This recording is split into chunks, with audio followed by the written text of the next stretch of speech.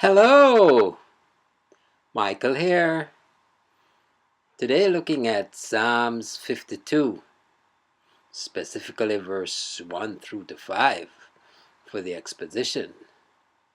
This psalm, which may be subtitled, "The Steadfast Love of God Endures." Let's go ahead and read these first 5 verses. Verse 1. Why boastest thou thyself in mischief, O mighty man? The goodness of God endureth continually. Verse 2. Thy tongue deviseth mischiefs, like a sharp razor working deceitfully. Verse 3. Thou lovest evil more than good, and lying rather than to speak righteousness. Selah. Verse 4. Thou lovest all devouring words, O thou deceitful tongue. Verse 5. God shall likewise destroy thee forever. He shall take thee away, and pluck thee out of thy dwelling place, and root thee out of the land of the living. Selah. And so we look to the treasure of David for the exposition. Verse 1. Why boastest thyself in mischief, O mighty man? Doeg had small matter for boasting in having procured the slaughter of a band of defenseless priests. A mighty man indeed to kill men who never touched a sword. He ought to have been ashamed of his cowardice. He had no room for exultation. Honorable titles are but irony when the wearer is mean and cruel. If David alluded to Saul, he meant by these words pityingly to say, how can one by nature fitted for nobler deeds descend to so low a level as to find a theme for boasting in a slaughter so heartless and mischievous? The goodness of God endureth continually. A beautiful contrast. The tyrant's fury cannot dry up the perennial stream of divine mercy. If priests be slain, their master lives. If Doeg for a while triumphs, the Lord will outlive him, and right the wrongs which he had done. This ought to modify the proud exultations of the wicked. For after all, while the Lord liveth, iniquity has little cause to exalt itself. Verse 2. Thy tongue deviseth mischiefs. Thou speakest with an ulterior design. The information given was for Saul's assistance, apparently, but in very deed in his heart the Edomite hated the priests of the God of Jacob.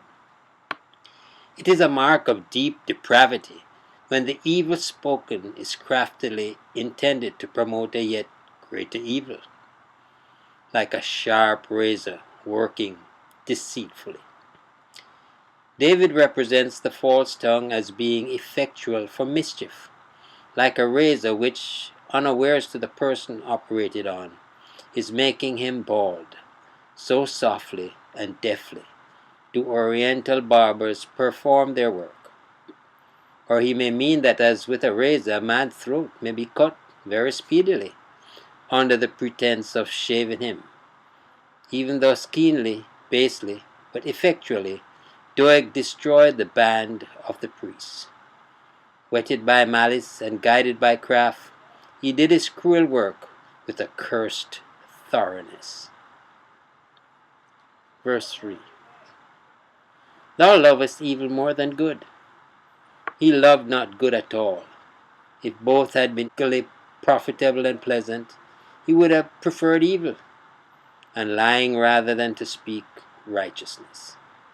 He was more at home at lying than at truth.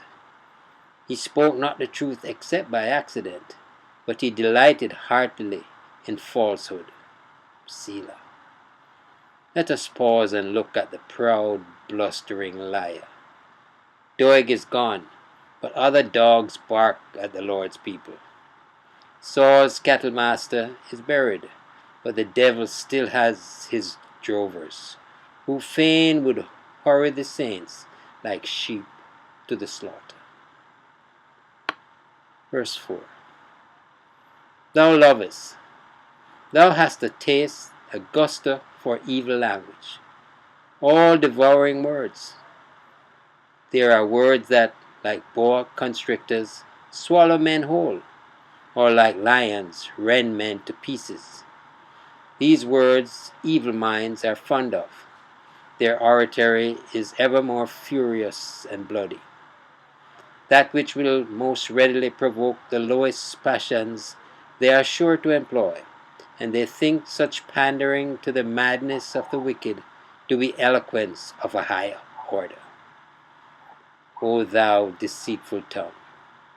Men can manage to say a great many furious things, and yet cover all over with the pretext of justice. They claim that they are jealous for the right, but the truth is they are determined to put down truth and holiness, and craftily go about it under this transparent pretense. Verse 5. God shall likewise destroy thee forever. Fain would the persecutor destroy the church, and therefore God shall destroy him, pull down his house, pluck up his roots, and make an end of him. He shall take thee away. God shall extinguish his coal, and sweep him away like the ashes of the earth. He would have quenched the truth, and God shall quench him, and pluck thee out of thy dwelling place, like a plant torn from the place where it grew, or a captive dragged from his home. Ahimelech and his brother priests were cut off from their abode, and so should those be who compassed and contrived their murder. And root thee out of the land of the living. The persecutor shall be eradicated, stubbed up by the root, cut up root and branch. He sought the death of others, and death shall fall upon him. He troubled the land of the living, and he shall be banished to that land where the wicked cease from troubling. Those who will not let live have no right to live. God will turn the tables on malicious men, and mete to them a portion with their own measure. Selah. Pause again, and behold the divine justice proving itself more than a match for human sin. Yes, yes, yes, yes. God is just, and he will exact righteous judgment and execution.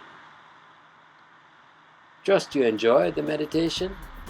Michael here declaring yet again, Jesus is Lord. Until next time, be blessed.